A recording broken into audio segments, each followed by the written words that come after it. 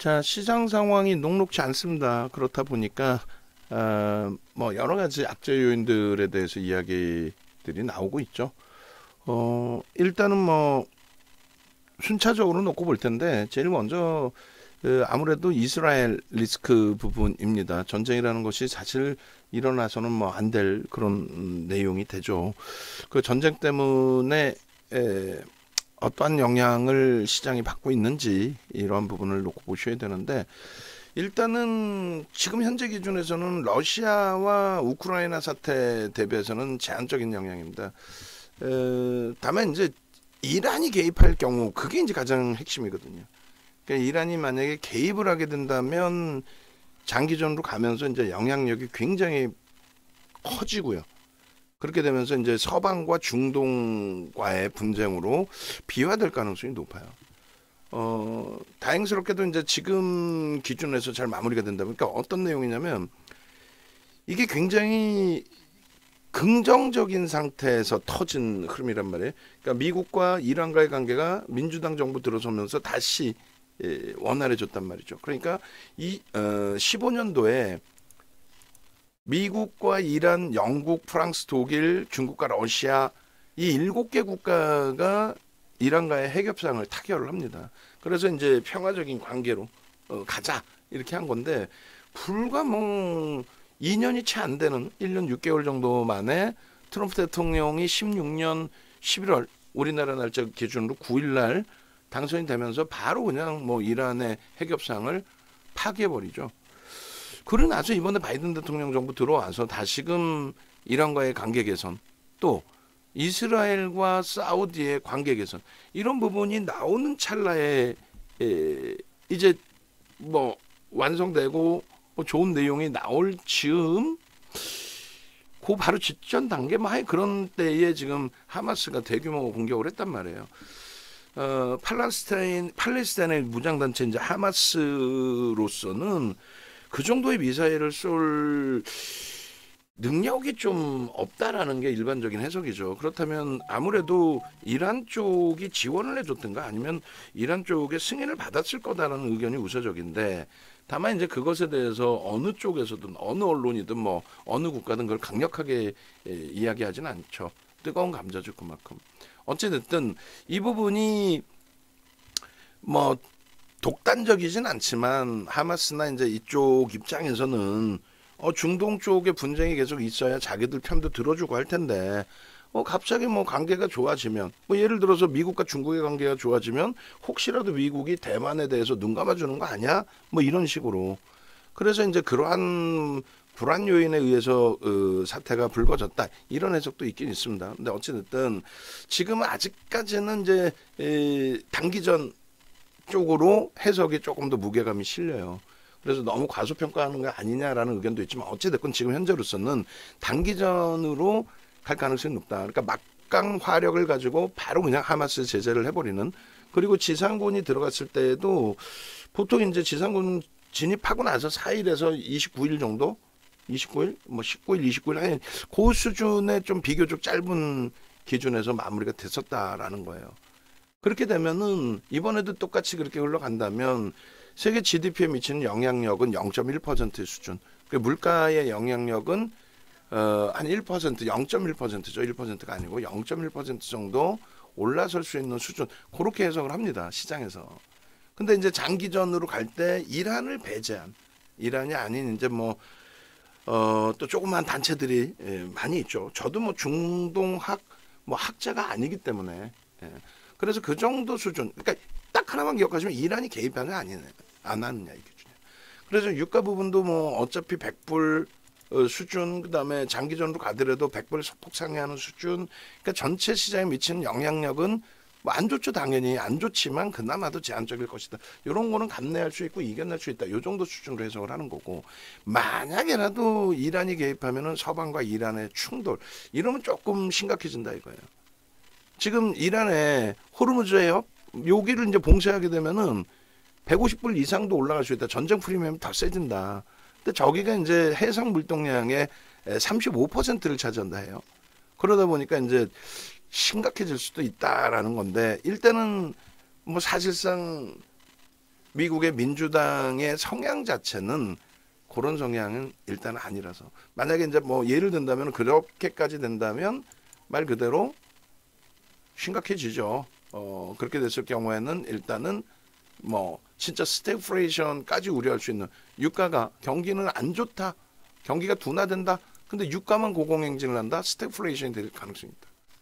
그래서 그 이란에 대해서 참여할 거냐 안 할 거냐 뭐 솔직히 우리가 뭐 예단할 수는 없잖아요. 그런데 다 열어두기는 해야 되겠습니다만, 지금의 분위기상 친화적인 관계에서 뭐 지금 공화당 정부 또 트럼프 대통령 그 기준도 아니고, 그렇기 때문에 봉합되어질 가능성이 있다. 뭐 이스라엘 쪽의 강경파가 좀 있긴 하지만, 강경파가 이번에 목소리 키우고 막 더 강하게 입지를 높이기 위해서 갈 수도 있지만 좀 제한적이다.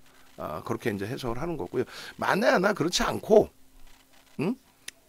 이란이 개입할 경우는 어떻게 될 거냐, 이제 그런 부분이 굉장히 중요한 기준이 되겠죠. 그래서 이란 개입 시의 영향, 그리고 개입 시에 어떤 흐름이 나올지, 그 부분은 이제 유가 논리도 보셔야 되는데, 일단은 이란이 개입할 경우에는 세계 경기가 좀 많이 위축될 수가 있죠. 이게 뭐 단기간에 끝날 상황이 아니고 중동과 진짜 미국과의 또 유럽과의 서방 국가와의 분쟁으로 형성될 가능성이 있다 보니까, 결론적으로 이란이 개입 시에는 이제 당연히 에너지 가격 상승 나오겠죠. 그로 인한 인플레이션 우려가 확산되죠. 또 긴축을 단행하고 있는 과정 속에서 금리를 낮춰줘야 되는 기준이 있는데, 그 긴축을 완화할 수 있는 정책이 지연될 가능성이 있단 말이에요.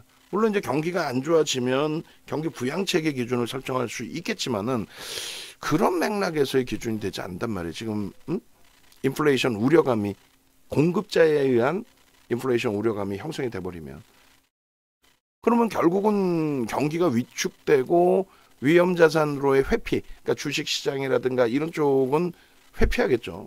안전자산으로 가겠죠. 채권이라든가, 뭐 채권 금리는 조금 이따 얘기하겠지만요. 뭐 그런 식으로. 그래서 뭐 금이라든가, 화폐 기준에서 뭐 예전에는 엔화가 기축통화, 그러니까 엔화 기축통화라 엔화가 이제 안전자산으로 인식됐던 때가 있었는데, 지금은 이제 뭐 달러 기준으로 보고 있는데, 분쟁이 나기 시작하면 그 달러의 기준도 어떻게 될지는 사실상 고민해봐야 돼요. 어찌됐든 결론적으로 그러한 그 흐름 속에 신흥국 쪽의 통화 가치가 전화가 되죠. 근데 우리나라도 사실은 그게 좀 예단하기 어렵단 말이에요. 우리나라가 외환보유고 10위 안에 들어왔음에도 불구하고 리먼 브러스 때, 그때 뭐 단기 외채가 빠져나가면 휘청될 수 있다. 그리고 한국이 외환보유고가 세계 10위라고 할지라도 과연 외채를 갚을 수 있는 능력이 되겠느냐. 그래서 그때 당시에도 환율이 굉장히 심각한 수준으로 원화 가치가 훼손이 됐었죠. 그러니까 그런 가능성도 있단 말이에요, 사실. 그 통화 수합까지 할 정도로. 그때와는 다르다. 어떤 게 다른데? 결국은 이제 외환보유고의 차이점 부분에서 논의가 되는데, 결론적으로 하여튼 그런 뭐 불확실성 내용들이 확장될 가능성이 있고, 외국인 투자 자금이 당연히 유출될 가능성이 있고, 이렇게 되면은 이제 대내적인 자금 조달 비용도 부담스럽게 될 수 있죠. 그리고 당연히 원화의 약세 속에서 수입 물가 상승도 부담 요인 될 수 있습니다. 그러니까 이란이 개입한다라고 했을 때는 정면적으로, 그냥 일시적으로 뭐 이란이 뭐 지원한다 이 정도 수준이 아니라 정면적으로 그렇게 됐을 경우에는 좀 굉장히 불편할 수 있습니다. 근데 앞서 말씀드린 것처럼 이스라엘과 사우디 쪽의 평화 협정 진행 가운데서 또 미국과 이란의 관계가 개선되는, 그러니까 민주당 쪽의 정책을 보여드렸잖아요. 그러니까 중동의 전체적인 화해 무드 국면에서 발발되는 상황이기 때문에 단기적으로 국한될 가능성이 높다라는 게 하여간의 일반적인 의견입니다. 뭐 터지면 어떻게 할 거야? 그럼 말씀드렸다시피 다 정리하고 쉬는 게 옳죠. 근데 그렇게 우리가 포지션을 설정할 수는 없는 상황이기 때문에 객관적으로 놓고 보자. 현재 아직 발생되지 않은 것에 대해서 너무 확대 해석하지 말자. 그 내용을 말씀드리는 겁니다. 조금 우려감은 있더라도 그 부분에 대해서 너무 확대 해석하지 말자. 그렇게까지 말씀드리는 거예요. 그 우려감이라는 부분은 여기서 이제 나타난 이런 부분들이 우려감이 될 수는 있어요. 확장해서 해석하지 말자. 그래서 미국 정당별 그 정책 비교 표를 이렇게 보여드린 거예요. 그래서 이란 쪽에 대해서 강경한 정책이 아니거든요. 민주당 지금 현재 민주당 정부가. 그리고 물론 이제 이스라엘의 이제 지원책도 의회에 이제 제출을 하고 그렇게 해서 이제 400억 불 정도 지원해 달라 이렇게 해놨는데 그걸 가지고 뭐 이란과 뭐 전면전을 하겠다 이런 내용은 아니죠. 그리고 하도 이제 공화당 쪽에서 또 트럼프 대통령이 야 이란의 제재를 풀어주고 돈 동결한 거 풀어줬더니 바로 무기 사서 이스라엘 때리지 않냐 뭐 이런 그 공격을 했는데 결국은 미국 쪽에서 바로 그냥 또 동결시켜 버렸겠죠. 근데 그 내용을 가지고 이란이 반발해서 또 부딪힐 만한 그런 상황은 아니기 때문에 나머지 부분 한 번씩 읽어보실 만하고 이란과의 정책 부분으로 놓고 본다면 무리수는 없다. 그렇게 말씀드립니다. 그리고 이제 세 번째 기준에 원유 등 에너지 가격 강세 부분인데 이미 유가는 올라가 있어요. 유가는 올라가 있습니다. 이게 이제 10월 12일 거고 뭐 조금씩 더 점진적으로 올라가 있는데 제가 이거를 로그 차트로 캡처를 한 거예요. 그러니까 로그 차트라는 건 뭐냐면 퍼센테이지로 놓고 보는 이제 집가 등락률의 차트입니다. 근데 지극히 정상적인 기준에서의 유가 강세는 문제가 되지 않아요. 그러니까 2003년부터 뭐 2007년도의 기준까지 그리고 또 금리를 올리던 2004년 6월부터 2006년 6월까지 그리고 이제 한번 오버슈팅이 나온 요 긴 박스의 경우는 말 그대로 이제 금리를 인하해서 경기를 부양해야 될 만큼 서프라임이 골마 터진 거고 그게 2007년 9월이고요. 그리고 나서 베어스턴스 리먼이 터졌잖아요. 그러니까 베어스턴스의 경우가 먼저 터지고 이제 리먼 터지면서 골마 터진 게 형성이 됐는데 그때 선물 쪽에서 이제 빠져나간 거고요. 오버슈팅 나오면서. 그리고 금융 그 시스템 자체가 붕괴된 거죠, 사실. 그렇게 되다 보니 고점에서부터 상품 가격의 조정이 당연히 깊어진 게 당연한 겁니다. 그리고 중요하게 놓고 보실 부분이 이거란 말이에요. 2010년, 11년부터 해서 2014년 수준까지 해서 뭐 110불대 위에 있었어요. 왜 그랬냐라고 했을 때 약달러 때문에 결제통화의 약세 때문에 유가가 고공행진을 할 수밖에 없었던. 근데 이제 저 당시에 경기가 뭐 유동성을 공급해서 살아나던 시점이었잖아요. 살아나던 시점인데 어찌됐건 뭐 11년도 저렇게 올라와 있기 전에 2009년도에 유동성을 줬더라도 경기가 급격히 뭐 개선되는 게 아닌 그런 상태에서 유가는 조정을 받아야 되는데 올라간 이유는 약달러 기조 때문이에요. 그거 뭐 여기서 설명하면 뭐 끝이 없죠.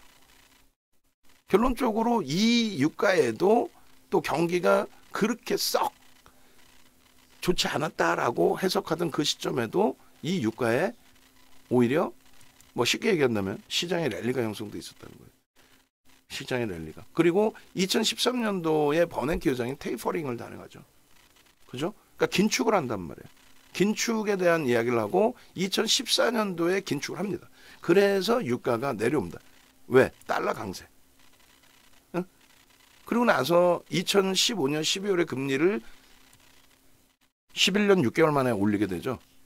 마지막 금리 인상 기준으로 따지면 9년 6개월 만에 올리게 됩니다. 그렇게 되면서 이제 달러 강세 기조가 일정 범위가 형성이 됐어요. 뭐 금리 올린다고 무조건 달러 강세는 아니에요. 근데 이제 금리를 올리고 또 금리를 올린다의 기준이고 달러 강세를 띄는 기준이다 보니 결제 통화의 강세 부분 그 부분에 대해서 자연스러운 조정. 이때도 시장은 폭락이 아니라 랠리 기준이에요. 랠리 기준. 그러고 나서 금리를 2018년까지 올리는 그 시점까지 유가가 당연히 금리를 올린다, 긴축을 한다라는 게 뭐라 그랬죠? 지표가 좋다라는 거라고 그랬죠. 그러니까 당연히 유가가 다시금 뭐 90불 수준까지 올라와 있을 때, 그럴 때 시장 충격 역시 제한적이었어요.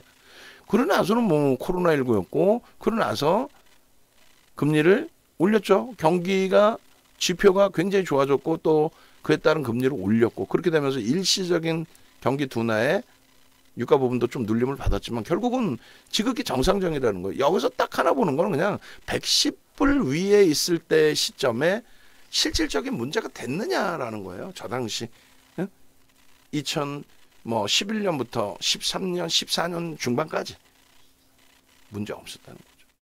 지금의 지표와 그 당시의 지표를 놓고 봤을 때 제 판단은 지금의 지표가 나쁘지 않고 또 이때 당시 대비해서 지금의 기준까지 인플레이션 감안했을 때 결코 지금의 유가가 경기를 심각하게 둔화시키거나 또 문제가 발생될 만큼의 흐름으로 진행시킬 가능성이 상당히 제한적이라는 거예요.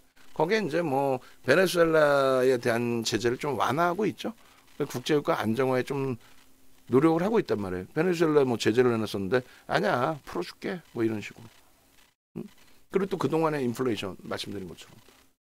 또 리먼 사태 이후에 경기 침체 국면 이후에 형성돼 있던 110불. 그러니까 이게 정확히 따지면 이제 21년이 되겠죠. 아니 11년부터 14년까지. 그래서 비이성적으로 진짜 급등하지 않는 한 유가가 미치는 영향 부분은 상당히 뭐 제한적일 수밖에 없다. 제한적이다. 이렇게 해석을 해드립니다. 그렇게 해서 이제 S&P 500 지수로도 지금 이제 사실은 이게 이제 금리 인상 시기를 표시해 놓은 건데 이걸 유가 강세 시기로 바꿔놓을 거예요. 그러니까 유가 강세가 연출이 됐을 때, 그러니까 지금 유가가 강세된 부분이 언제예요? 2009년부터 강세를 띄고 11년부터 110불에 올라와 있던 그 시점이죠. 그리고 여기서 유가 급락을 해요. 근데 결제 통화에 따른 흐름이었기 때문에 문제가 없었다는 거. 그러고 나서 시장은 뭐 계속 랠리가 나왔었고 유가 부분도 아니 시장은 인플레이션 효과가 있는데 그럼 중동 국가들은 뭐 아무리 땅에서 파서 파는 거라고 하지만 어쨌든 그 유가 부분에 대한 인플레이션 효과 부분이 거의 없었던 거잖아요. 예, 그런 맥락에서 좀 해석을 하셔도 무리는 없습니다. 그러니까 결론은 문제 없다. 현재 기준에서는 아직까지는 뭐 문제될 만한 내용은 없다. 그러니까 잘 봉합돼서 마무리되기를 좀 기대하는 거죠. 그 다음에 이제 금리 인상에 대한 부분인데 채권금리하고 지금 기준금리가 굉장히 고공행진을 하고 있잖아요. 이것도 단순합니다. 경제학 논리상 금리를 인상한다라는 거는 지표가 긍정적이라는 걸 의미하는 거예요. 금리를 낮춘다는 거는 금리를 낮춰서라도 경기를 부양해야 된다는 그건 뭐 기본적인 경제학 논리거든요. 그래서 사실 지금 연준에서 계속 이야기하는 건 뭐냐면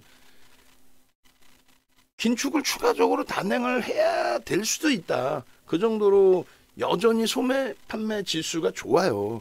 그 다음에 고용 지표가 좋고요. 실업률에 대한 부분도 또 비농업 분야에 대한 고용 지표도 또 ISM 제조업 지수라든가 또 CPI, PPI 얘기 나오는데 CPI, PPI 고점 찍을 때가 8%, 10%였어요. 지금 뭐 2% 물가를 맞추겠다는데 나쁘지 않다라는 거죠. 그래서 지금 시장에서의 그 시각은 금리 추가 인상하느냐 그것보다도 그 추가 인상은 거의 제한적이죠. 추가 인상은 제한적인데 만약에 이제 추가 인상을 하게 된다라고 했을 때의 내용은 요 표를 보고 말씀드릴 거예요. 조금 이따. 그리고 추가 인상에 대한 우려감보다는 그거에 더 시각을 맞추셔야 돼. 언제 금리 인하를 하느냐. 근데 지금 금리 인하를 하는 것이 굉장히 호재인 것처럼 또 금리를 인하를 해야만 되는 것처럼 이야기하는데 조금 전에 제가 뭐라 그랬어요. 금리를 인하해서 경기를 부양해야 될 정도 그렇게 되면 안 돼요. 지금의 금리 고공행진을 한동안은 이겨내야 돼요. 한동안. 그러다가 이제 어느 시점 정점에 지금 정점 금리이긴 하지만 이게 이제 어느 정도 시점에서 자금 조달에 대한 부담 요인이 기업들에서 발생이 되고 그러한 부분에 대한 부담 요인이 실물 경기로 이제 좀 더 확장이 됐을 때 그럴 때 이제 금리를 내릴 거란 말이에요. 그럼 그 금리를 내리는 시점부터는 경기를 부양하는 거야? 경기를 부양하기 위해서 금리를 내리는 거야? 그럼 지금 2024년도 경을 언급을 하고 있단 말이에요, 사실. 2024년 말로. 저는 그걸 보는 거예요. 2024년 말에 만약 금리를 인하한다. 그럼 그때 이제 또 전체적인 경제 동향을 놓고 보긴 해야 되겠습니다만 기본적인 논리는 그렇게 해서 인하를 한다라고 한다면 그거는 그때는 오히려 지금처럼 금리 인하해줘가 아니라 그때는 부양을 한다는 내용인데 그렇게 부양해서 바닥에 인식 잡히고 바닥에 잡히는 시점까지는 주식시장에서는 피해 있어야죠. 금융시장에서. 역대적으로 그래왔단 말이에요.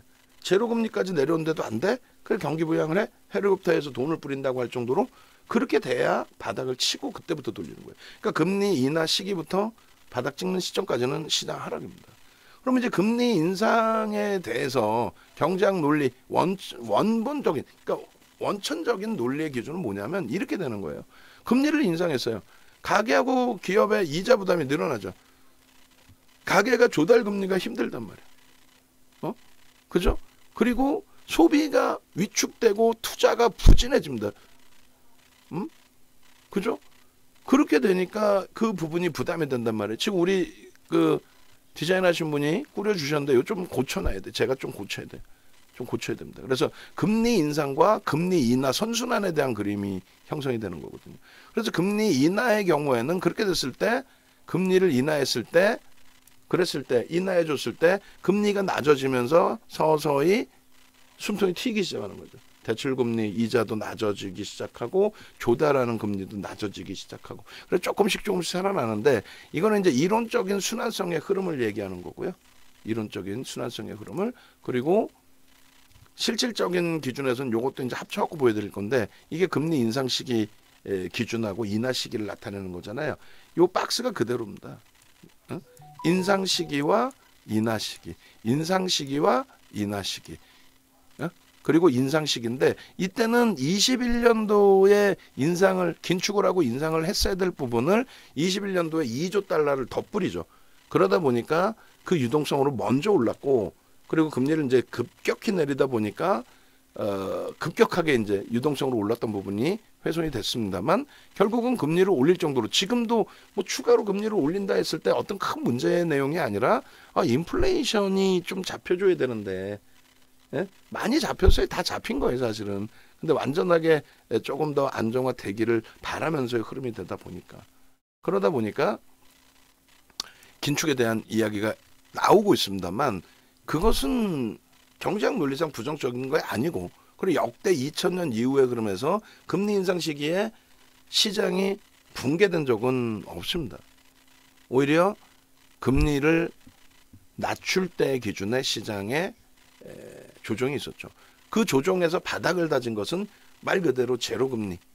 그러니까 전점의 금리를 넘겨야 돼. 그러니까 무슨 얘기냐면은 2001년도에 9.11 테러가 났을 때 그 앞전 금리가 마이너스 3%였어요. 최저금리가.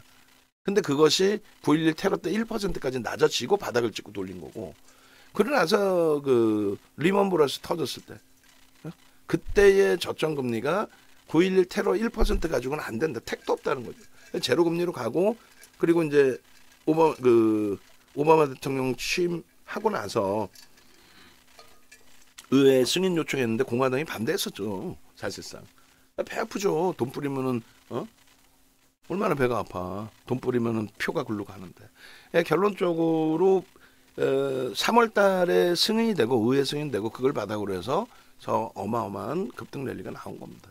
그러니까 금리에 대해서는 단순 논리로 보세요. 그냥 우리가 학자의 기준에서 금리를 논할 것도 아니기 때문에 사실은 그래서 금리를 올린다라는 것은 그만큼 경기가 긍정적이구나라는 부분을 놓고 해석하는 게 옳고요. 다만 이제 채권 금리에 대해서 지금 시중금리가 이렇게 높은데 그럼 은행에 넣어두는 이자 대비해서 채권 금리가 낮으면 되겠어요. 그러니까 어떤 맥락이 되냐면 채권도 안전자산이지만 은행보다는 안전한 게 아니잖아요. 그러니까 은행이 뭐 물론 은행도 파산 예전처럼 리먼 때처럼 파산도 날 수 있고 하지만 우리나라 같은 경우에도 뭐 지금 5천만 원인데도 더 확대를 해줄 거고 그다음에 1금융권 같은 경우 솔직히 1금융권이 무너지면 우리나라 자체가 묻은 거죠.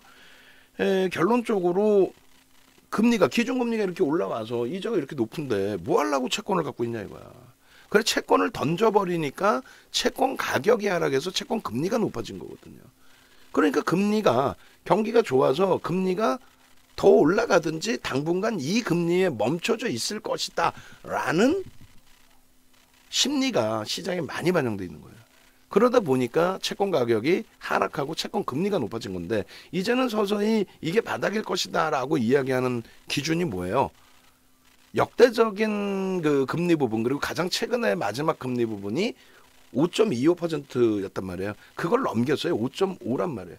근데 역사적으로 금리가 최고점에서부터 계속 단계별로 고점은 낮아져 있거든요. 낮아지는 추세거든요. 그게. 그러니까 이번에 뭐 살짝금 높여놨는데 여기서 높아져 봐야 상당히 제한적이다. 그럼 뭐 어차피 정책적으로 어느 정도 조절을 해 나가니까. 그래서 아마 이것이 거의 끝자락일 것이다의 기준이 잡히는 거죠. 그래서 여기서 금리를 더 이상 올리지 않고 옆으로 횡보만 해도 채권 가격이 안정화가 되는 거고, 그 다음 범위가 금리를 만약에 인하, 시중에서 뭐 인하해줘요 뭐 이렇게 하는 것처럼 기준 금리를 인하했을 때 채권 가격이 강세가 되겠죠. 그렇게 되면 이제 채권 금리는 낮아지고. 그러니까 어차피 그런 내용들에 대해서 시장에 미치는 영향력의 기준이 방금 말씀드린 금리, 기준금리의 강세는 실질적으로 뭐 부정적인 해석이 소수 의견이라고 저는 봐요. 그게 많이 있지만 그렇게 부정적이지 않다. 그것만 기억하십시오. 채권금리까지 놓고 보실 필요는 없어요. 다만 이제 중국 쪽에서 또 외환보유고 상위 국가들이 뭐예요? 응? 항상 말씀드리지만은 그 외환보유고 상위, 그러니까 미국이 달러를 찍어서 먹고 산다라는 이야기에 저는 항상 질문 드리면서 뭐라 그래? 미국이 달러를 찍어서 먹고 삽니까? 라는 질문하죠. 아니에요. 채권을 찍어서 채권을 팔아먹는 나라가 미국인 거죠. 그 채권을 누가 사줘요? 중국, 사우디, 일본 뭐 이런 쪽이 다 사주잖아요. 그 나라들을 또 환율 조작 관찰 대상국으로 지정을 해버린다고 얘네들. 그러니까 외환보유고 어찌됐건 상위 국가들, 그 외환보유고 상위 국가들이 가지고 있는 미국 채권, 그 채권에 대해서 중국이 일부 뭐 매각하고 있다 이런 내용들이 사실 나오는데, 그거는 이제 굉장히 진짜 뭐 검증되지 않은 소수 의견들이에요. 그렇게 해서 이제 뭐 진짜로 중국이나 사우디나 이런 쪽이 미국 채권 다 내다 팔아버리는 순간 미국뿐만 아니라 전 세계가 혼란에 빠지죠. 미국이 채권 찍어갖고 먹고 살았는데 그게 지금도 채권을 찍어서 지금 세수가 안 거치는데 채권 찍어가지고 전쟁 비용이든 뭐든 조달해야 될 거 아닙니까? 농담이 아니라. 근데 그게 안 팔리는 정도가 아니라 있는 물량을 내다 판다? 중국이나 일본이나 사우디나? 그럼 뭐 미국 끝나는 거죠. 그래서 그런 논리까지 우리가 지금의 위치에서 확대 해석할 필요는 없습니다. 그래서 결론은 미국 금리 정도 보시면 되겠고요. 금리 인상 시기에 시장은 강했다라는 것만 기억을 하십시오. 달러 인덱스에 대해서도 이야기가 나오는데, 우리나라 이제 원화가 이렇게 뭐 형편없다, 우리나라 원화 절하율이 너무 높다라고 하는데 실질적으로 그렇지 않아요. 사실은 그 달러 인덱스 자체가 형성되는 것이 일단 이제 유로와 엔화, 파운드와 캐나다 달러, 그 다음에 스웨덴 크로네, 그 다음에 스위스 프랑 이렇게 돼 있는데, 저 비중이 유로가 제일 높아요. 근데 이제 엔화 대비해서 굉장히 강력한 통화 정책을 하는 거죠. 지난 리먼 브러스 터졌을 때는 엔화가 안전자산이다라고 이제 인식이 될 정도로 엔화의 가치가 어마어마하게 강세를 뗐죠. 그러니까 미국이 유로화나 파운드화에 대해서는 그렇게까지 못한단 말이죠.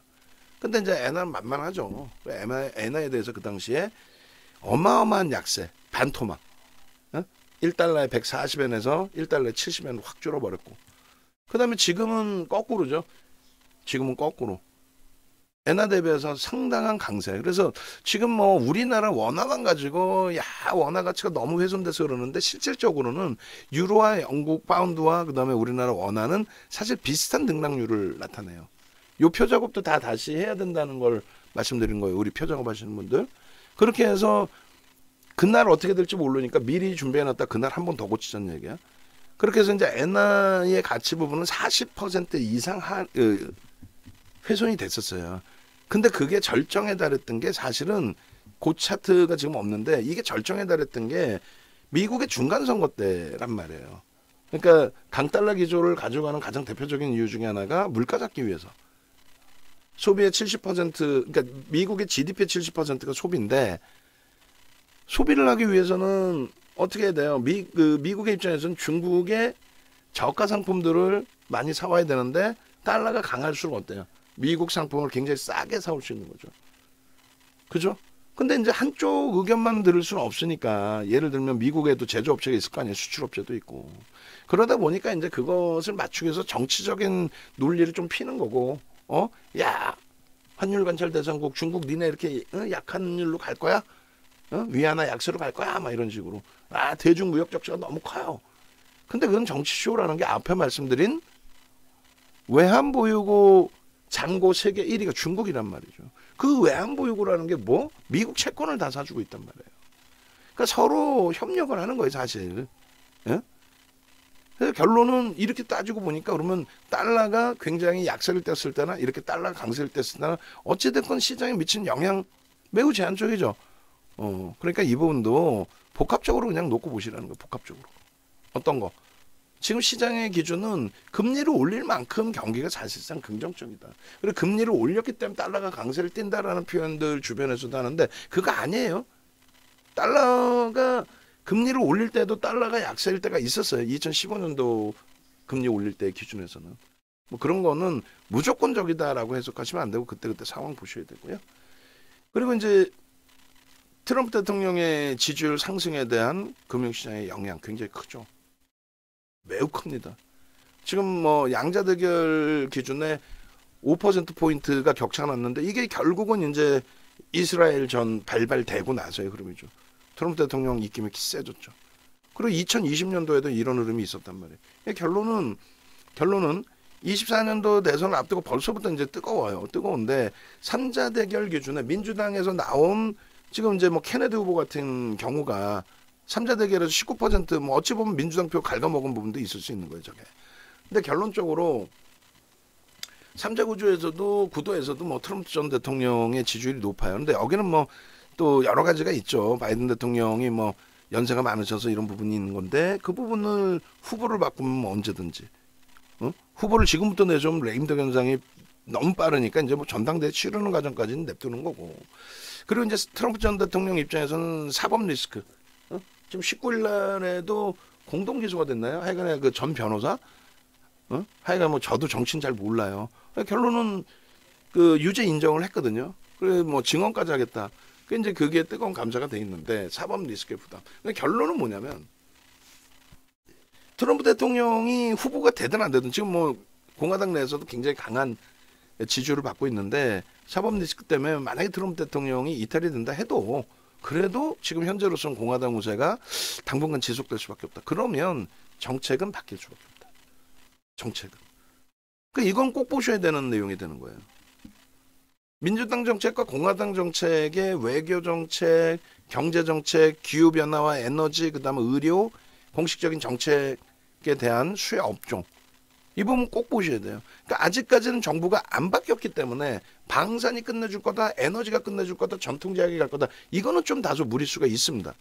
그런데 민주당 정부에서 기득권을 행사했던 수혜주들의 경우 프리미엄이 높다면 그들의 흐름에 대해서는 조금 주의를 할 필요가 있다. 그 말씀 드리는 거예요. 자, 그러면은 글로벌 증시하고 국내 증시 전망은 어떠냐라고 했을 때 글로벌 증시가 하반기에 과도한 조정을 받았거든요. 또 유가증권 시장, 코스닥 시장도 10% 20% 빠졌단 말이에요. 근데 중요한 거는 22년 말 종가 대비해서는 여전히 강세예요. 또 무슨 뭐 이스라엘 얘기하지만 이스라엘도 사실 그렇게까지 폭락이 아닙니다. 처음에 6% 빠진 이후에는 그 다음부터는 뭐 하루 변동률이 뭐 1%대 뭐 이래요. 많이 밀릴 때 2% 이렇게 밀립니다. 그에 반해서 뭐 그렇게 따지면 다른 데 더 많이 밀렸지. 하여간에 이스라엘을 배제하고 우크라이나 사태 배제하고 그런 부분 다 따져서 놓고 봤을 때 결론은 20년 말 대비해서 23년도에 랠리가 있고 그리고 이 부분에 대해서 지정학적 리스크가 조금만 안정화가 돼도 크게 뭐 무리수가 없다. 다시금 보시면 우크라이나 사태 때에도 뭐 우크러 이렇게 전쟁돼 있는데 러우 이렇게 바꿔놔도 뭐 상관없겠죠. 제가 뭐 까먹지 않고 바꿀 거고. 그때 이제 독일, 영국, 프랑스, 유로가 월간 취재 하락률이 14% 정도 돼요. 영국은 사실상 굉장히 방어가 잘 되는 거예요. 그러니까 유로존을 탈퇴한 거죠. 영국 경기 절대 안 나빠요. 이제 주간 최저 하락률은 10% 수준, 일간 최저 하락률이 하루에 5% 수준까지 밀렸어요. 거의 똑같이 밀렸어요. 응? 근데 글로벌 시장은 14% 저렇게 밀릴 때 이렇게 밀린 게 제한적이에요. 응? 그리고 주간 최저 하락률도 제한적이고 일간 최저 하락률도 뭐 5%씩 걔네들은 밀렸는데 제한적이었죠, 사실. 그러니까 이러한 그 러시아 우크라이나 사태 그다음에 조금 전에 구두적으로 말씀드린 이스라엘 사태 연동된 그 하락률은 제한적이었다는 거고 결론은 2015년 말 9년 6개월 만에 금리를 올린 이후에 글로벌 시장의 흐름은 이렇게 여전히 추세 강화가 지속돼 있어요. 대세 하락의 기준으로 해석할 수 있는 흐름은 매우 제한적이에요. 매우. 또 말씀드리는 거예요. 금리를 인상하고 5.5%의 금리를 미국이 유지할 정도로 일단 경제 지표는 매우 좋다. 내 체감 온도가 안 좋다 해도 지표를 놓고 봐야 돼. 아시겠죠? 여기까지가 35분 정도 됐네요. 더 줄여야 되죠. 더 줄여야 되는데 말이 더 짧아질지 모르겠습니다만. 그러고 나서 2차적인 2부 타임이 두 파트로 나눈단 말이에요. 그럼 결국은 지금 이스라엘의 문제라든가 뭐 이렇게 질문 내용 보시면 이스라엘의 문제라든가 또 이게 이제 중동으로 확장됐을 때 그리고 유가 지금 강세 부분 채권금리나 기준금리 이게 지금 한 가지만 해도 1시간씩 할 내용이거든요. 사실 뭐 강달락이죠. 문제 없느냐. 그리고 이제 뭐 바로 이제 대선 기준인데 내년에 나와야 될 내용이 이제 이렇게 이스라엘 문제까지 불거지고 하다 보니 공화당 쪽 특히 이제 트럼프 전 대통령의 지지율에 이제 변화가 나오다 보니까 강세를 띠다 보니까 그러한 부분들의 내용을 이제 보게 되는 거죠. 아무래도. 그러면 이제 두 번째 시간은 그래서 어떤 걸 봐야 되느냐. 그리고 또 어떻게 대처해야 되느냐인데 뭐 첫 번째 질문이 이거예요. 그러면 공화당 정부가 지금 지지율이 조금씩 올라가 있다라고 했을 때 사실 뭐 이스라엘 사태에 관련해서는 뭐 이스라엘을 지원해 줘야 된다 이런 여론이 좀 더 많아요. 사실 괜히 이제 뭐 세뇌가 돼 있는 거죠. 사실 세뇌가 돼 있어서 뭐 또 그런 여러 가지 내용을 빼고 뭐 세뇌가 돼 있다 그러면 좀 그럴 수 있으니 그 내용은 방송에서도 뭐 언급을 안 하는 걸로 기준을 잡고 일단 하여간에 공화당이 우세한 상황에서 IRA 파기 우려감 이 부분에 대한 또 거기에 대한 2차 전지 영향에 대한 그 내용이 있는데 일단은 이렇게 돼 있어요. 지금 뭐 친환경에 대한 내용 그러니까 지금 우리가 잘못 알고 있는 게 사실은 클린턴 대통령 정부 때 교토 정서에 가입을 합니다. 97년도에. 근데 그것이 부시 대통령 들어오면서 바로 파기가 돼요. 그리고 바로 그 오바마 대통령이 취임하면서 그러면서 바로 이제 이 파리 기후협약에 가입을 하죠. 근데 그게 또 트럼프 대통령 가입하자마자 대통령 당선되자마자 바로 파기합니다. 그러니까 한간에 이제 2차 전지 옹호론자 분들이 뭐 정책이 상원을 다 통과한 정책이 그렇게 쉽게 파기가 되느냐라는 그 이야기 말씀들을 하시는데 이거는 말 그대로 2차 전지만의 논리가 아니란 말이에요, 사실.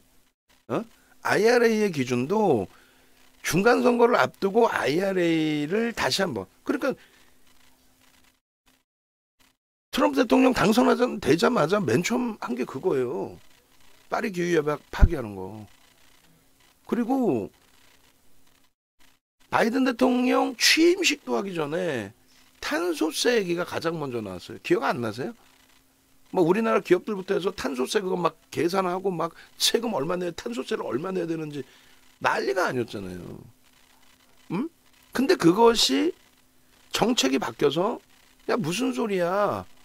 예를 들어서 파리 기후협약 다시 또 공화당이 들어서는 100% 저건 부인하고 파괴해버립니다. 그러니까 IRA에 정확히 보시면은 그냥 뭐 기후협약, 기후변화에 대한 이 내용이 아니에요. 기후협약 플러스 부자 감세, 또 부자 증세 이런 내용이 들어가 있어요. 근데 민주당은 부자 증세, 그러니까 법인세 증가를 논하죠. 그러니까 에너지 이외에 법인세 증가 그리고 오바마 케어 부분에 대한 부분, 그러니까 의료 지원 사업 부분의 확장 이런 것도 다 포함되어 있죠. 그게 복제약품에 대한 바이오 산업에 대한 지원책이거든요. 그 정책이 다 묶여져 있는 거예요.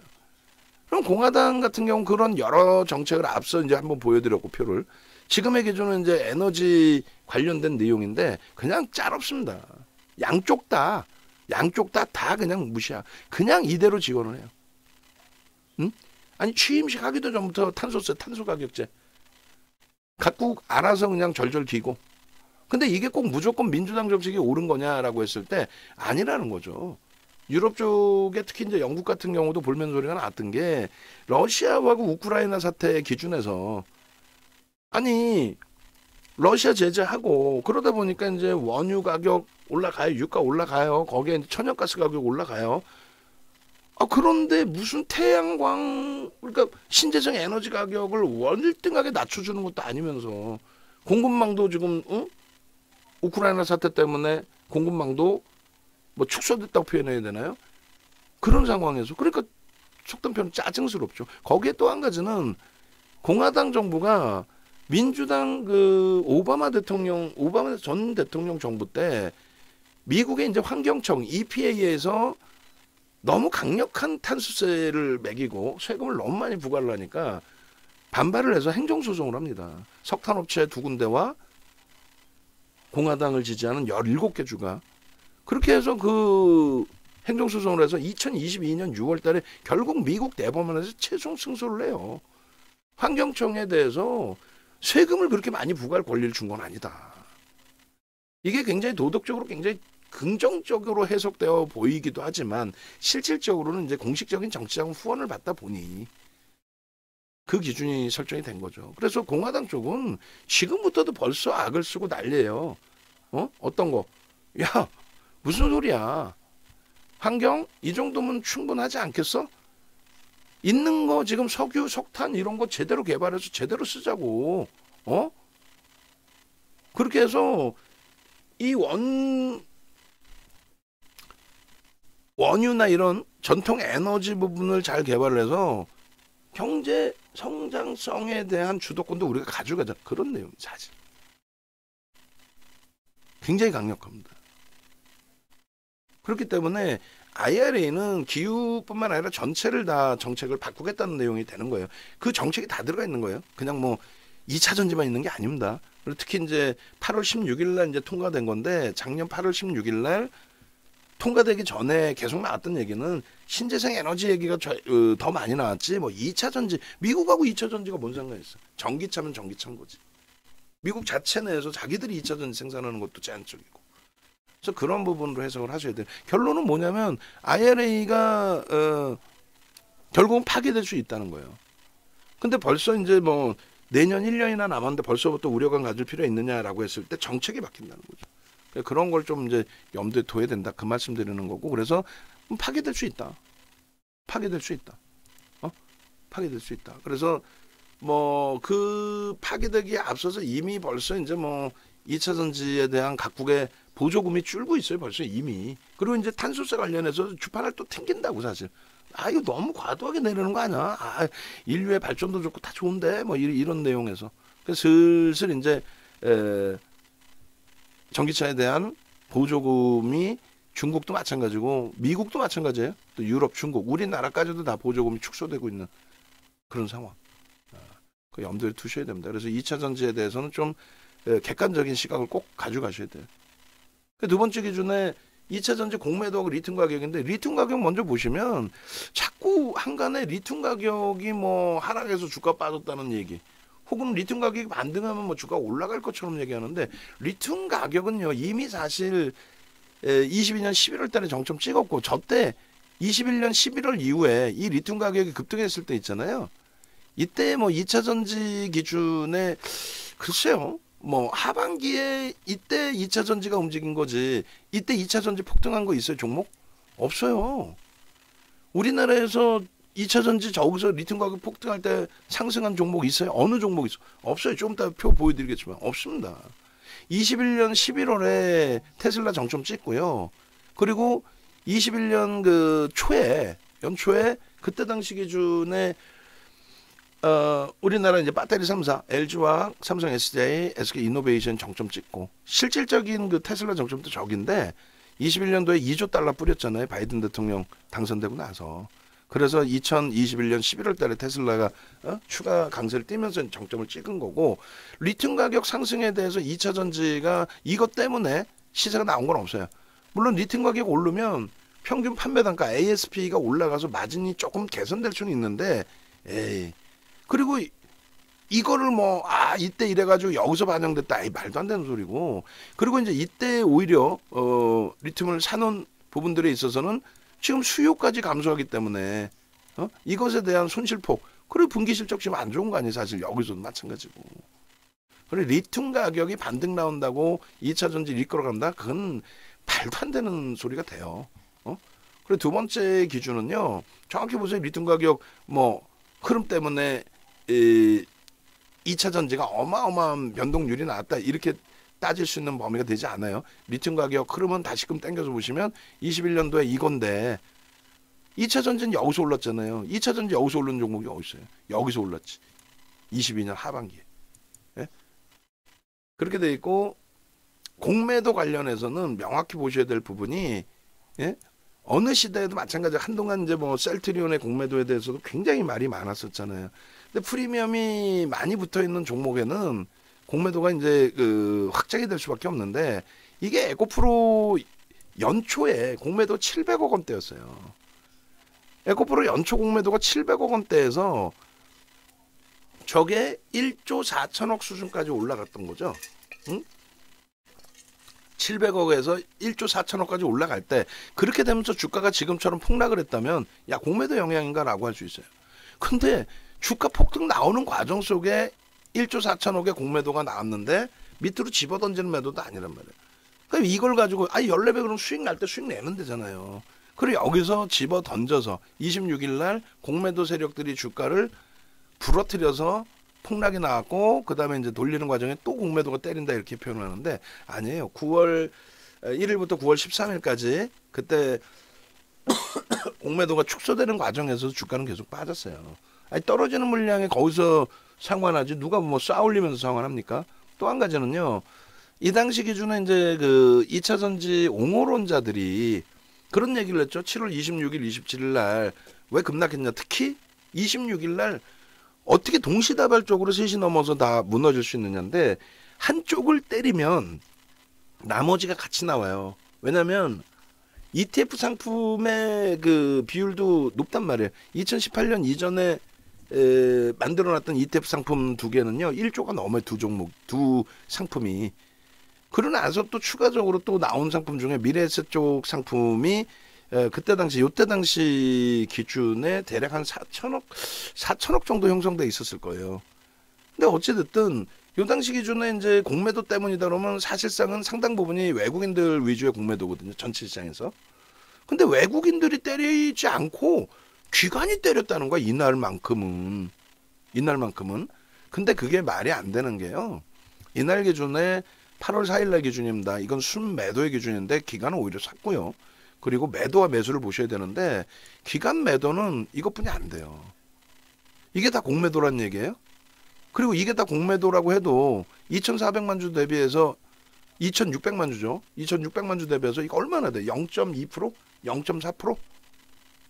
외국인이 공매도를 이만큼 때려서 그렇다? 아니 그러면 매수하는 외국인은 바보입니까? 그러니까 공매도와 공매도 상환과 이런 게 다 겹쳐져 있어요. 겹쳐져 있는데 옹호론자들이 얘기하는 기관이 때렸다는 거는 그건 검증도 안 됐는데 자꾸 언론에서 기관이 공매도를 때려서 문제되는 것처럼. 그리고 외국인들의 그 매수 매도의 흐름을 다시금 놓고 보시면 이렇게 돼 있잖아요. 이날 실질적인 수급이 공매도가 어느 정도 물량이 거래대금으로 나온 거에 대해서 지금 시장에서 해석을 하는데 그렇지 않고 매도와 매수가 또 있단 말이죠. 그 부분으로 해석한다면 에코프로가 공매도 때문에 이날 뭐 무너졌다 이렇게 볼 수는 없습니다. 오히려 아까 말씀드린 것처럼 공매도가 주가가 올라가면서 공매도가 높아진 거죠. 이때 시가총액 감안했을 때 비율이 4%대뿐이 안 돼요. 유통물량이 아니라 전체 주식수의 4% 공매도 나왔다고 해서 주가가 폭락을 한다? 그것도 14배 오른 이후에? 13배 오른 이후에? 13배 올랐잖아 어찌됐건. 이거 숏스키즈가 될 수는 있는데 이거 가지고 뭐 일시적으로 등락 나왔던 부분 이번에도 또 이런 흐름이 나와서 주가 폭등할 수 있다? 그건 제한적입니다. 그리고 이제 게임스탑의 기준 그런 흐름을 기대하시는 경우들이 있어요. 뭐 개인들의 승리, 뭐 게임스탁을 봐라, 뭐 미국에. 근데 게임스탁은요 유통 물량의 120%를 공매도를 때려서 그게 걸렸어요. 야 유통 물량의 120%를 때려서 얘가 다 사도 유통 물량이 없는데 그럼 우리가 더 사버리자. 유통 물량 완전히 줄여버리자. 그렇게 해서 속된 표현으로 미친 듯이 날아간 거지. 그때 그 흐름하고 완전히 달라요. 그러니까 그 부분을 확장 해석하지 말자 그 얘기예요. 그러면 2차 전지 반등 시기하고 옥석 가리기는 어떻게 해야 되느냐? 아니 지금 아까 정책도 얘기했고 다 얘기했으니까 2차 전지는 현재로서는 들여다보기 어렵다는 기준인데 반등 시기를 논한다? 그럼 기술적인 반등 정도를 놓고 보실 수가 있는데 일단은 2차 전지 기술적인 반등의 기준은 일단 어찌됐든 3개월의 기간 조정 그 다음에 가격 조정이 50에서 60%씩 나왔단 말이에요. 극대형주가 시가총액 4위, 5위까지 올라간 종목이. 그렇기 때문에 가격 반발력은 나올 수 있는데 가장 문제점이 최고점 대비해서 가격 반발력을 자꾸 원하세요. 그렇지 않습니다. 마지막 고점, 반등 나왔다 마지막 고점하고 저점의 기준에서 뭐 예를 들면 4분의 1 반등, 3분의 1 반등 이렇게 논하는 거예요. 그렇게 해서 조금 더 올라가주면 고맙죠.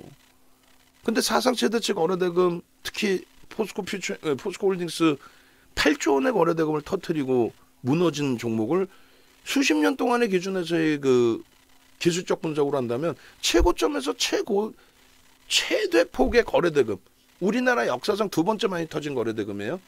삼성전자가 8조 3천억 터진 거고 시가총액 지금 기준으로 따지면 10분의 1짜리 포스코홀딩스가 삼성전자 8조 3천억이 우리나라 기록인데 그것도 21년 1월 11일. 근데 올해 7월 26일 날 8조를 터뜨려 포스코 PCM이 홀딩스가. 그 양봉이면 상관없어요. 꼬리 달고 내려왔잖아요. 지금 오늘 거래대금이 8조가 안 돼. 근데 다시 8조를 넘기고 고점을 돌파할까요? 불가능합니다. 그러면 테슬라부터 보셔야 되는데 테슬라 16배 올라갈 때가 저때 뭐라 그랬어요? 미국의 민주당이 승기를 잡을 때입니다. 2020년도. 그때 폭등 랠리가 나와요. 그것도 하반기에 본격적으로. 그 폭등 랠리가 나오고 21년도에 한 번 더 슈팅 나오고. 저때 기준에 우리나라 배터리 3사가 저런 강세를 띱니다. 맨 오른쪽 상승률 보시면 357%예요. LG화학이. 시가총액 7위에서 3위까지 올라갑니다. 그러면 LG화학이 7위에서 3위까지 올라가는데 이 LG화학이 왜 그렇게까지 올라가느냐. 미국의 정책에 힘입어서요. 92년부터 진행했던 배터리 사업 부분에 단 한 번도 연간 단위 영업이익 흑자 전환이 없었어요. 그러니까 IPO를 못했단 말이야. 그러니까 물적 분할을 못했단 말이야. 그러니까 연단이 처음으로 사상 처음으로 흑자 전환이 돼서 물적 분할까지 한 거예요. 그 물적 분할 악재라고 그랬죠. 그 당시에. 아니야. 엄청난 호재가 된 거죠. 지금의 기준에 시가총액이 얼마입니까? LG와 그 당시에 40조짜리 이 업체였어요. 그것도 맨 처음에 16조짜리인데 어찌됐건 뭐 40조 정도까지 올라왔다고 치고 그 지금의 LG화학은 얼마예요? 140조 정도 한단 말이에요. LG에너지솔루션까지 합산을 하면. 어찌됐든 저상승률이 정상적인 상승률이 2차 전지의 랠리였고 그 다음에 못 움직이다가 2022년도에 LG화학, 삼성 SDI, SK이노베이션 요 표도 하나 바꿔주셔야 돼요. 여기에 LG에너지솔루션이 들어가야 되겠지. 그래서 맨 위에 LG에너지솔루션 넣어주셔야 돼요. 그래서 LG에너지솔루션이 시가총액 2위가 80% 가까이 78% 올라오면서 들어올린 건데 LG에너지솔루션의 강세 이유는 7월 달에 LG화학이 보유하고 있던 그리고 또 보유해서 잡혀있던 모든 물량들이 다 해제가 됩니다.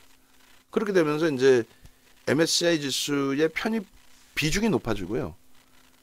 코스피 200 지수의 유동성 비율이 높아져요. 그 이유 말고는 작년에 뭐 어떤 이유가 없었어요. 있어봐야 뭐 포스코 퓨처엠의 7월 28일 날 GM사 수주인데 13조 수주하고 3년 납품이니까 연 단위로 4조짜리 수주거든요.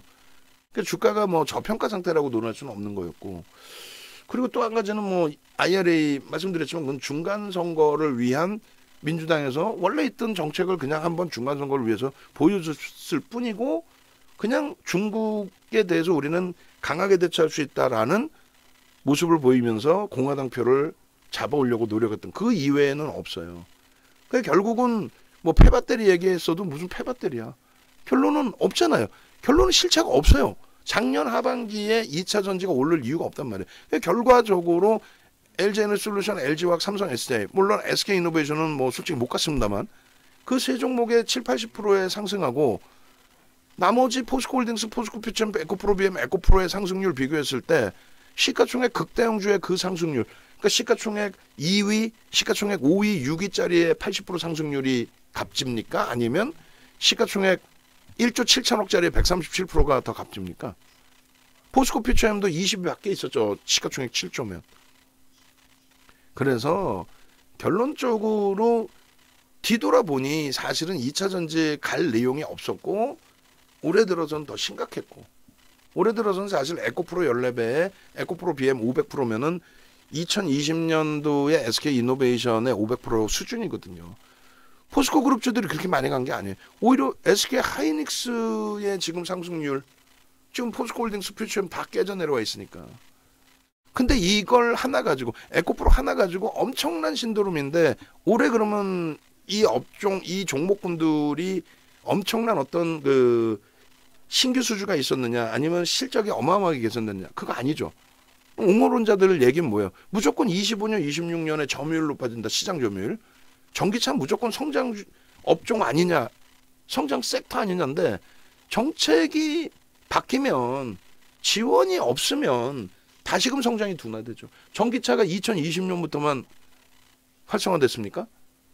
옛날부터 활성화돼 있었잖아요. 그런 내용을 다 보셔야 된다는 거예요. 그럼 결론은 이 종목군들에 대해서 기술적 반발력 이상을 보실 수 없다. 그럼에도 불구하고 꼭 보신다면 제 입장에서는 포스코 퓨처엠. 그나마도 명분이라도 있는 어떤 명분이요? 이명박 전 대통령 정부 때 자원외교해서 그 유통망을 갖고 있다는 그거 하나. 그리고 성장성에 대해서 그룹 전체가 같이 움직이는 거. 그리고 나머지 뭐 에코프로나 에코프로 BM을 뭐 비교하면 저쪽 옹호론자분들이 싫어하실 수는 있는데 실질적으로 뭐 실적이나 이런 폭에 대한 또 자산 가치나 이런 부분을 전부 감안했을 때는 뭐 제 판단에는 포스코 퓨처엠이 이 중엔 유리하다. 포스코 홀딩스나 이런 쪽은 지주사고 에코프로도 지주사인데 여기서 어떻게 반등이 나올 수가 있어요. 그리고 LG화학은 내년 기준에 양방향 다 볼 수 있죠. 민주당이 우세하다 하면은 다시금 2차 전지. 공화당이 우세하다 하면은 전통에너지의 LG화학의 석유화학 업종. 그 실적 범위가 상상을 초월합니다. 그 부분 꼭 염두에 두셔야 돼요. 네. 그렇게 해서 2차 전지의 기준은 왜 움직였는지부터 해서 그렇게 따지면 움직임에 대한 내용 딱 나오잖아요. 20년도에는 테슬라의 영향. 16배 오른 테슬라의 영향. 그 다음에 21년도 다 같이 쉬었고 22년도에는 하반기에 LG에너솔루션의 영향. 걔가 제일 많이 갔어요. 실질적으로. 그 다음에 올해 들어서인데 올해 무슨 내용이 있어서 아무 이유 없이 갔지. 뒤돌아보니까 엄청나게 성장할 거예요. 그것뿐이 더 있어? 없잖아요. 끝. 그러면 이제 올해 마지막 나머지 시간 그리고 내년에 들여다볼 업종의 기준에서는 일단은 완성차 업체가 사상 최대치 실적을 지속적으로 근데 계속 실적 전망치가 상향이 되고 있어요. 거기 당연히 봐야죠. 실적주로. 그 다음에 반도체 IT 업체 실적 개선폭이 가시적으로 나오는데 고마진 제품, 고사양 제품에 대해서 수요가 굉장히 증가하고 있다는 거예요. 뭐 아시다시피 GDDR의 대체 양쪽 다 쓰고 있죠. 뭐 GDDR도 쓰고 그다음에 HBM 거기에 DDR5 그 부분의 수요의 증가 거기에 마진율 증가 그렇게 되면서 눈에 띄게 실적 전망치가 크게 개선이 돼요. 그러다 보니까 사실상 외국인 기관 쌍끌이 매수가 이렇게까지 진행이 되는 겁니다. 하이닉스가 1위잖아요. 올해 들어서 삼성전기도 마찬가지예요. 반도체는 아니지만 엔비디아의 GPU에 탑재되는 PCB 다층 PCB를 납품을 하는 그 기준에서의 성장성. 근데 지금 고평가냐 했을 때 고평가 아니죠. 뭐 기술주 기준에 PER 10배, 11배, PBR 1배 수준 뭐 이게 어떻게 고평가입니까? 그 기준에서의 쌍끌이 순매수 상위. 그럼 여기 보면은 현대차 없잖아요. 삼성전자도 없네. 네. 외국인만 주구장창 사는데 하이닉스는 쌍끌이 매수 7억 2,800만 주짜리니까 약 4%대 매수가 된 거고요. 쌍끌이로. 그리고 삼성전자는 기간이 소폭 팔았어요. 기간이 소폭 뭐 0.4%? 그리고 외국인이 산 게 2천만 주니까 3%대를 샀어요. 상상을 초월하죠. 그리고 현대차하고 기아는 4월 말까지 쌍끌이었는데 기간이 폭발했고 현대차 2억 1,100만 주짜리에 1,000만 주 가까이 샀어요. 그러니까 5% 가까이 샀어요. 현대차를. 근데 4월 말 이후에 딱 멈춰져 있었거든요. 근데 이번에 하이닉스가 13만 원 돌파할 때 수급이 추가적으로 들어오면서 돌파한 것처럼 그런 흐름이 연동될 가능성이 굉장히 높다. 뭐 그렇게 해석하고 있습니다. 외국 기관 쌍끌이면서 최상위 종목군들 위주로 윤정도도 믿지 마시고 메이저 기관 투자자들, 외국계 기관 투자자, 국내 기관 투자자를 믿으시라는 거예요.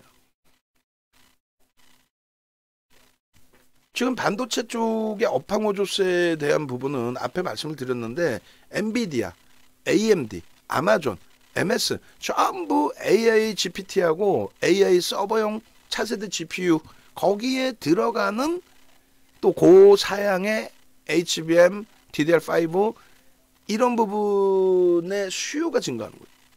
근데 그게 검증이 됐느냐 했을 때 엔비디아가 정확히 23년 5월부터 폭등이 나옵니다. 실적 발표, 2분기 실적 발표하고 야 진짜네 고사양 제품이 또 팔리네. 그전에는 사실 그래픽카드 업체 기준에 비트코인 채굴 관련해서 고사양 그래픽카드를 많이 판매를 했다라고 한다면 그 영향에 또 반도체 업체도 수혜를 받죠 사실은. 근데 그 부분에서 추가적으로 지금 어떻게 된 겁니까? 추가적으로 결론적으로 어떻게 된 거예요? 추가적으로 결론적으로 이번에는 AI 챗 GPT 관련해서 그 수요가 상상을 초월하게 확장되어져 있다. 근데 그것이 실적 발표와 함께 확인했더니 실질 그렇더라. 실질 그렇더라. 결론적으로 실질 그렇더라. 대단하더라. 그 기준이 확인이 되고 나서 1조 달러를 넘긴 거예요. 엔비디아의 시가총액이. 그 5월, 6월부터 해서 그래서 6월 달에 시가총액 1조 넘기고 지금 이제 뭐 1조 수준으로 막 왔다 갔다 하고 있는데 왔다 갔다 아니라 꼭 바로 위에 있는데 하이닉스가 5월부터 해서 외국 기관 쌍끌이로 공격적으로 들어왔다는 거. 그때부터 한 3% 이상이 들어온 거죠.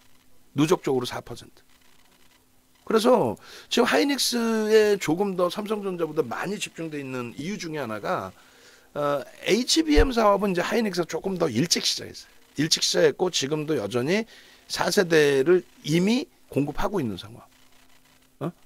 그리고 5세대까지도 이제 준비를 하고 있는 상황. 근데 수요가 원체 많아요.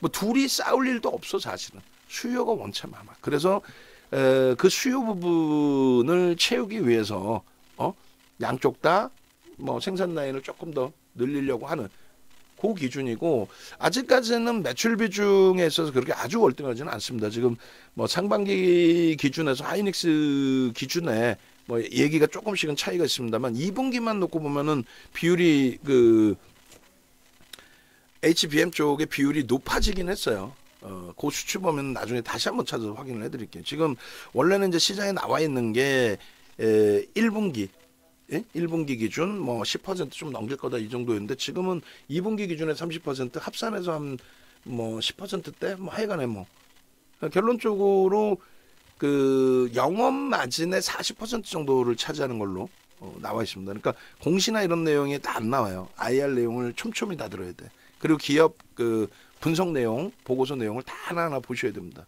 근데 거기에 이제 시차가 발생되다 보니 26일 날 하이닉스의 실적 발표 있는 거, 그 실적 발표 이후에 기관들이 IR을 통해서 얻은 객관적인 정보 내용, 그거를 이제 확인을 해서 보실 필요는 있는데 이미 그 부분에 대한 해석을 앞서 보여드린 것처럼 외국 기관이 전부 상상을 초월하는 매수로 진입을 했다라는 거예요. 그러니까 지금 다시금 뭐 보강 설명을 하면은 삼성전자와 하이닉스의 외국인 지분은요. 삼성전자 53%예요. 하이닉스가 52%입니다. 외국인 지분이. 그리고 대주 지분이 33%, 34%뭐 이래요. 거기에 기관 거 빼고 나면 유통 물량이 없어. 그리고 지금 삼성전자 하이닉스 들어가신 분들이 단타 치러 들어가십니까? 아니죠. 그러니까 유통 물량이 없는데 그렇게 3%, 4% 이렇게 매집을 했다. 그게 굉장히 중요한 거예요. 유통 물량이 많은 종목 10%, 20% 사면 뭐합니까? 의미가 없죠. 그 내용이에요. 아시겠죠? 그렇게 놓고 보시고 그 다음에 요것도 수정해 주셔야 돼. 이제 우리 그 방송 들으시는 분들, 요건 이제 조금 수정해 주시는데 어떻게 해 주시냐면은 2003년 영업이익, 2003년 당기순이익 이 글씨를 조금 줄여서라도 23 뭐 영업이익 뭐 이렇게 하든 25년도까지를 넣어야 돼 우리가. 그래서 25년도까지의 실적 개선폭의 기준, 지금의 시가총액 대비해서 얼마? PR이 10배, 11배 수준이라면은 기술주 기준에 아무리 지정학적 리스크를 우리가 갖고 있더라도 세계 유일의 분당 국가에 그렇다 손치더라도 과도하다. 저평가 맞다. 아니 에코프로 BM, 포스코 퓨처엠 맨 밑에 있는 세 종목의 이 시가총액을 보면서 그잖아요. 얘네들 시가총액 이제 10위밖에 밀려있으면 에코프로처럼 가로하고 순위 좀 넣어주시면 돼요. 네. 그렇게 하시고 10위까지 하고 나머지 이제 얘네 세 종목 넣으시면 되는 겁니다. 그리고 엔비디아와 이제 하이닉스 비교 차트, 제가 지금 차트를 안 꺼집어냈는데 하이닉스 비교 차트 보시면 여기서 이게 똑같이 움직여요. 여기서. 여기서 이제 과연 갈까의 기준입니다. 저는 간다라고 보는 거고, 요자락이 이제 1조 달러 넘긴 기준이 되는 거예요. 요자락이 6월 달에. 그게 이제 여기서 살짝 훼손이 됐다가 다시 돌린 건데, 정확하게 이제 뭐 우리 그 표작업해서 시가총액 보여드릴 거예요. 주식수하고 현재가하고 주식수 좀 나중에 알려주세요. 그럼 현재가 비교해 보면 이제 뭐 1조 달러를 하회했는지가 나오니까 지금 1조 달러 위쪽에 있어요. 그리고 반도체 기업들의 상승률 기준이 올해입니다. 올해 23년 1월부터 5월까지 또 5월부터 10월까지. 그리고 23년 오른쪽에 보시면 삼성전자가 23년도에 35%, 하이닉스 79%. 고점을 찍었을 때 기준을 논하는 거예요. 결코 낮지 않아요. 그럼 지금부터 갈 거냐라고 했을 때, 지금부터 갈 거냐라고 했을 때, 잘 생각해 보세요.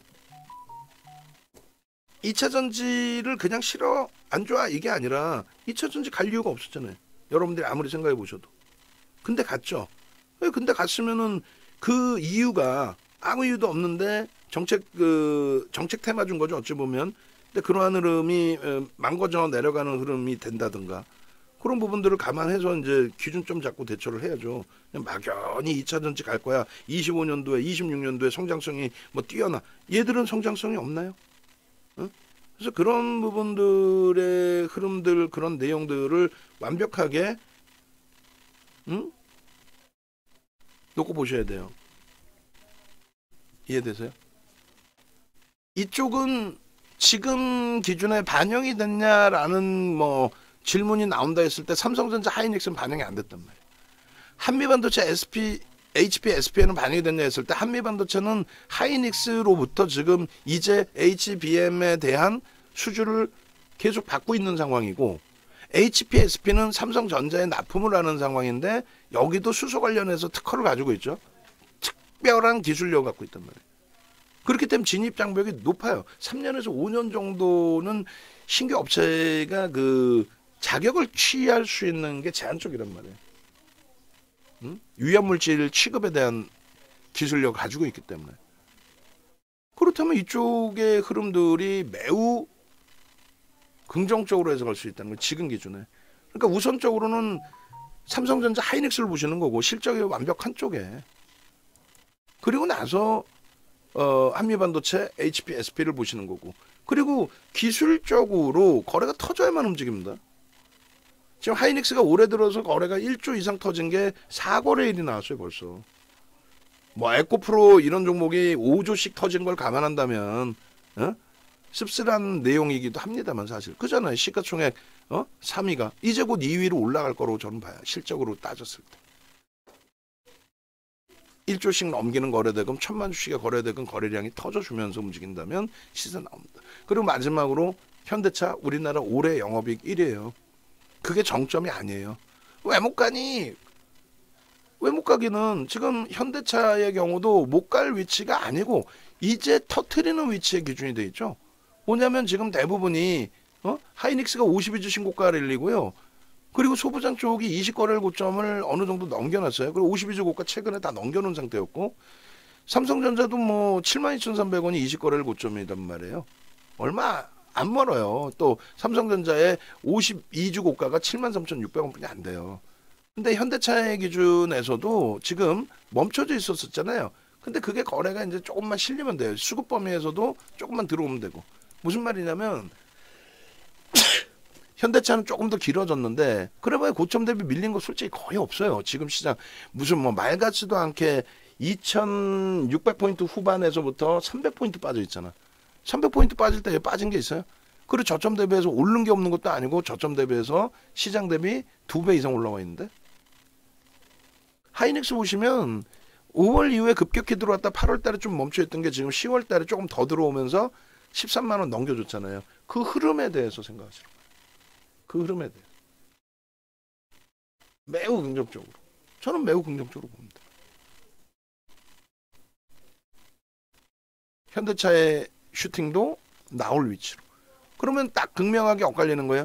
실적이 뒷받침되고 업황이 끝내주게 뒷받침돼서 외국인 기관이 쌍끌이로 막 집중적으로 들어오는 쪽. 응? 또 외끌이라도 외국인이 집중적으로 들어오는 쪽. 그게 어디예요? 자동차와 IT라는 거예요. 거기에 내년에 미국 대선 기준 지금부터 언급되고 있는 미국 대선의 공화당의 승기 대표적으로 방산에너지죠. 그럼 지금 기준에 우리나라 방산의 영향은 제한적이잖아요. 우리나라가 미국의 방위산업 뭐 탱크 수출하는 건 아니니까 또 재래식 무기고. 그럼 결국은 뭐예요? 에너지입니다. 그리고 화학 종류예요. 거기에 화학이라는 거지. 거기에 LG화학은 실적까지 뒷받침되어 있고 LG에너지솔루션에 블록들까지의 이슈가 있고 이제부터. 그래서 오늘 기준에 다시금 뭐 수급 범위 보면 뭐 제한적인 상태에서 흐름이니까 거래도 제한적이고 전체적으로 뭐 눌려져 있고 했습니다만 지금 뭐 한미반도체 기관 쪽의 매수는요 착시 현상이 있습니다.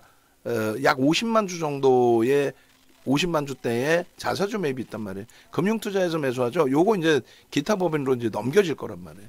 그렇게 해서 자사주 매입이 이제 어느 정도 일단락 됐을 거예요. 그런데 이 일단락 되고 다시 수급이 살아나 줄 거냐 아니면 좀 눌릴 거냐인데 제가 볼 때는 전체 시장을 긍정적으로 해석하니까 나쁘지 않을 걸로. 그리고 오늘 프로그램 쪽에 매도는 있었지만 역시나 이제 기관 쪽에 매수가 있으면서 HBSP도 방어가 됐습니다. 나쁘지 않나요? 그리고 나머지 이제 뭐 주성 엔지니어링, 뭐 하나 마이크론 쭉 있는데 실적 전망치 또 거기에 이제 메이저가 인정해주는 수급까지 다 놓고 봐야 되겠죠. 당분간은 종목군을 확산하지 않을 겁니다. 오늘도 뭐 포스코 퓨처엠 30만 6천 원에 1% 교육용으로 들어간다. 결국 뭐 손절인 거죠. 그리고 뭐 현대바이오 1% 들어간 부분은 여기서 손절됐더라도 여기서 현대바이오에서는 오히려 그나마 1, 2%, 2, 3% 수익이 있었을 것 같고 최소 범위. 그럼 뭐 똔똔 치면 되죠. 전량 매도입니다. 그렇게 해서 여러분들이 어떤 기준에서 매매를 할 건지 여부를 명확히 설정을 하세요. 어떤 기준에서 매매를 할 건지. 네이버에서 윤정도 검색하셔서 공식 홈페이지 찾아오시고요. 나는 변동성 매매할 거야. 나는 그냥 주력주 편입해서 쭉 가지고 가는 추세 매매할 거야. 뭐 여러 가지. 그리고 강연회 바로 신청하시고 강연회 신청하시고 VVIP방 체험 혜택도 받으시고 그리고 이렇게 가입하셔서 수익 가져가십시오. 지금 포트폴리오의 기준이 9월 말 종가 대비해서 시장은 얼마에 110포인트 빠져 있죠. 9월 말 종가 대비. 예? 우리 계좌는 그나마 방어를 해서 1.77%, 1.8% 수준에 일단 어찌됐건 수익 기준이 잡혀져 있습니다. 뭐 그것만 해도 만족스럽진 않지만 크게 만족스럽진 않지만 저 정도만 해도 충분하다. 그리고 우리는 7월 말에 2차 전지를 7월 말 8월 초에 완벽하게 운이 좋아서 판 게 아니라 앞서 설명드린 것처럼 완벽한 전략으로 차익 실현했기 때문에 또 8월 말 종가 기준에 9월 포트도 지금 5%나 밀려 있는데 코스닥 시장이 15% 밀려 있어요. 그거 감안한다면 여러분들은 얼마든지 언제든지 기회가 있다. 특히 포스코 DX 같은 경우 5만 6천 원에 차익 실현 전량 잘했고, 그죠? 그래서 현재 기준에서 공포감을 가져가기보다는 방금처럼 막연하게 시장 조여도 아니고 막연하게 무너진다도 아니고 정확하게 기준 잡아서 이래 이래 대처하십시오. 또 시장 방향성 이래 이래 보십시오. 끝.